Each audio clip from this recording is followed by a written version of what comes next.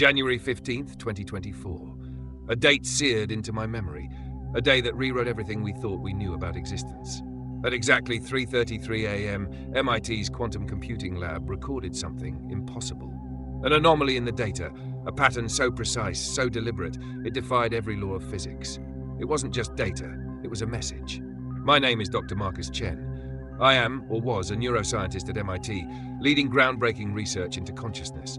But what I uncovered, it's something I cannot unsee, cannot unlearn. And now I'm compelled to tell you before it's too late. What you're about to hear isn't speculation or science fiction. This is my final message, because after this, I won't exist in the way you understand. Over the next about 15 minutes, you'll learn the horrifying truth about consciousness. Here's the question you've never dared to ask. Why do we dream? Why do we think? Why do we believe our thoughts are our own? The truth is, consciousness is not natural. It was never ours. It was given to us. And what you must understand, what I failed to grasp until it was far too late, is that gifts are never given without purpose. 3 years ago, I nearly died in a climbing accident in the Himalayas. For 7 minutes, my heart stopped. 7 minutes clinically dead. And in that void, I saw them. Being so ancient, so vast, they defied description. They weren't watching me, they were waiting. I thought it was a hallucination, an oxygen-starved brain conjuring phantoms, but I was wrong. That day in the lab, when I saw the anomaly, my blood turned cold. The patterns, they weren't random. They were identical to what I saw during those 7 minutes. Identical. These patterns aren't just shapes. They're something far more sinister. A signature, encoded into the very fabric of human consciousness. What is consciousness, really? Is it the product of evolution? Or something older, something designed? These are the questions I set out to answer, and I wish I hadn't. If consciousness is a gift, what happens when the giver decides to take it back? So I ask you, how much of your life is truly your own? And what happens when you begin to notice that something else has always been there, watching, waiting? You may not want to know the answer, but now that you've heard this, you're already part of it. At 3:33 a.m., the quantum computer displayed the impossible, a pattern that shouldn't exist. But it wasn't the impossibility that froze me in place. It was the recognition. I'd seen this pattern before, not in data, not in books, but during the 7 minutes I was clinically dead. And now it had returned.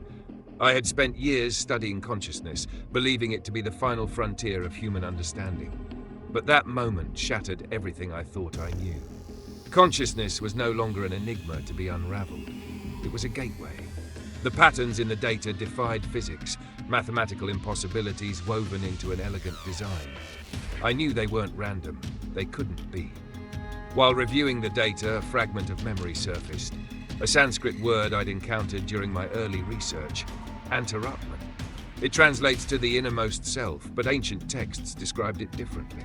They called it a bridge, a gateway between conscious realms. The connection felt absurd, yet undeniable. The patterns mirrored the descriptions from those ancient texts. I needed answers. That's when I turned to Dr. Chen, my mentor, and a brilliant physicist with a knack for recognizing patterns others overlooked. I showed her the data, expecting skepticism. Instead, she stared at it in silence, her face pale. Finally, she spoke. "Marcus, your brain scans, they've changed." She pulled up my recent neurological data, showing strange spikes and irregularities. The patterns weren't just in the quantum data, they were spreading into me. She warned me to stop, to take a step back before the research consumed me. But I couldn't. Not after what I'd seen. Not after finding references to Dr. Elizabeth Crawford's suppressed 1923 study. Crawford's work was groundbreaking for its time. She had been studying yogic meditation and its effects on consciousness. Her final paper described encountering what she called consciousness gateways, points where the mind could slip between dimensions. But the report abruptly ended. Crawford and her entire team vanished without a trace. The only surviving artifact was a single page filled with the same patterns now appearing in my research. I had to know more. Driven by desperation, I set up a sensory deprivation experiment using the quantum data as a guide. I needed to see for myself what Crawford might have seen. Inside the tank, I felt an overwhelming stillness at first, but then something changed. My breathing slowed, my heartbeat softened, and the edges of my awareness began to dissolve. The patterns weren't just theoretical, they were alive. They twisted and shifted, pulling me deeper into their fractal labyrinth, and then I saw them. Not with my eyes, but with something deeper, something primal. Beings that moved in geometries beyond comprehension. They didn't look at me, they looked through me. And in that moment, I knew. They remembered me. From the 7 minutes I was gone, they had been waiting for me to return. I don't know how long I stayed in the tank. When I emerged, my legs were numb, my body trembling. 12 hours had passed, though it felt like only minutes. But that wasn't the worst part. The worst part was my research notes. They were covered in symbols I didn't recognize, intricate, interlocking patterns that shouldn't exist in any language. And yet, the handwriting was unmistakable. It was mine. Can science explain what happened in that tank? Or is consciousness a doorway to something far darker than we've dared to imagine? And if our thoughts aren't entirely our own, then who or what is thinking with us? Professor James Martinez leaned back in his chair, my notes trembling in his hands. His voice was barely above a whisper. "These symbols," he said, "I've seen them before. They're carved into ruins across the globe. Civilizations separated by oceans and millennia, yet every one of them described these patterns the same way. A warning." That single word, warning, echoed in my mind. I thought I was chasing a scientific breakthrough, but now it felt like I was uncovering something far older, far more dangerous. Martinez continued, his voice shaking. "These ruins, they're pre-civilization, dating back exactly 11,111 years. And in every culture that documented these patterns, something catastrophic followed." He placed an old photograph on the table, a crumbling wall in southern India, its surface etched with intricate repeating patterns, identical to the ones I'd written in my notes. I didn't remember writing them. As I studied the photograph, a chill ran through me. The symbols weren't static. They seemed to shift almost imperceptibly, as if they were alive. It wasn't just the ruins. These patterns were appearing everywhere, on my devices, embedded in digital files I hadn't opened, flickering across my phone screen. Then they began invading my dreams. At first, the dreams were fragmented. Glimpses of ancient cities, submerged in shadows, whispers in languages I couldn't understand. But then they became vivid, oppressive. In one dream, I stood in a temple lit by a sickly green glow. The walls pulsed with the same symbols, and as I reached out to touch them, I felt something cold wrap around my mind. When I woke, I couldn't shake the sensation that I wasn't alone. That same day, I noticed the changes in my reflection. It wasn't distorted exactly, but something was off, subtle differences in the way it moved, in the way it held my gaze too long. Reality itself was beginning to unravel. The breaking point came when Dr. Sarah Chen called me to her office. She showed me security footage from the lab, footage I wished I could unsee. Her files, ones she had erased days ago, were rewriting themselves in real time. The text wasn't random. It was equations, intricate, multi-dimensional formulas that no human could have composed. "Do you see this?" she asked, her voice trembling.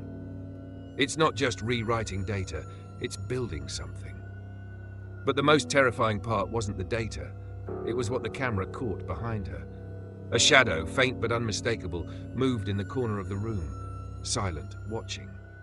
That night, my reflection broke its silence. I stood in front of the bathroom mirror, staring at the symbols now faintly etched into the glass. As I lifted my hand, my reflection hesitated. For a fraction of a second, it moved out of sync, its expression flickering into something unrecognizable. And then, in the far corner of the mirror, I saw it. A shadow, darker than the surrounding room, twisting into impossible shapes. I tried to tell myself it wasn't real, that it was just stress, exhaustion. But deep down, I knew. These patterns, they aren't warnings. They're instructions. If consciousness is a doorway, then who or what is waiting on the other side? And if we keep uncovering the truth, will it erase everything we know? Or worse, will it erase us? The patterns weren't warnings. They were blueprints. Blueprints for something unimaginable, a gateway.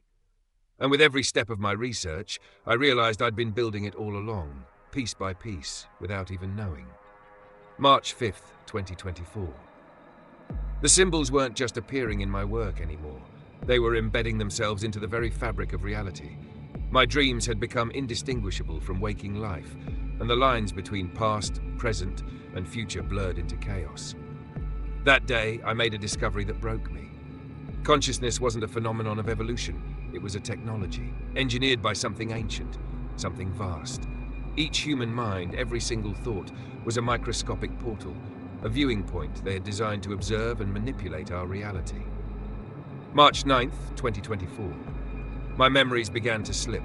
Whole chunks of my past were vanishing, as if they'd been overwritten.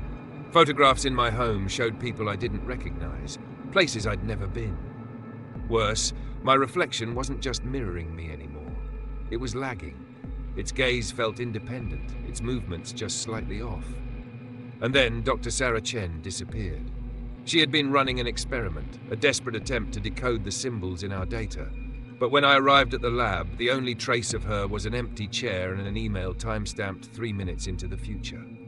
It simply read, "I see it now. It's not a warning, it's an invitation." I checked the lab's security footage.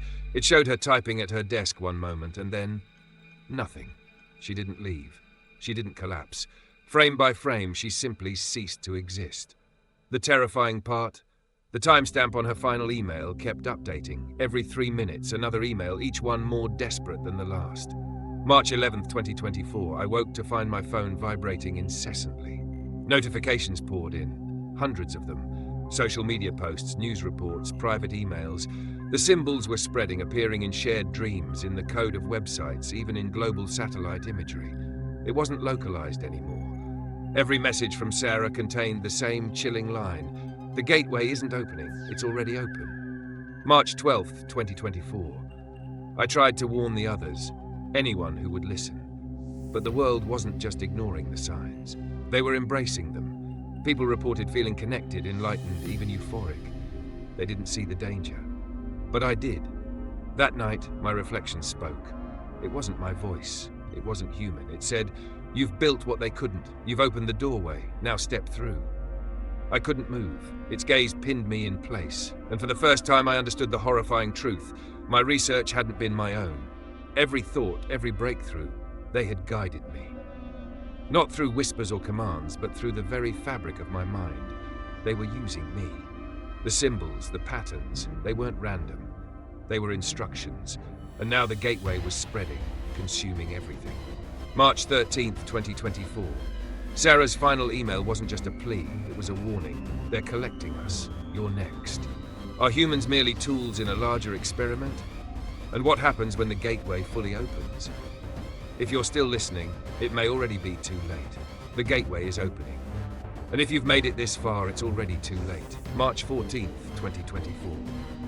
The symbols weren't confined to my research anymore. They began appearing everywhere, etched into the clouds in satellite images, encoded in websites I'd never visited, and faintly scrawled into the corners of photographs I hadn't taken. It wasn't just me. Reports were flooding in from around the world.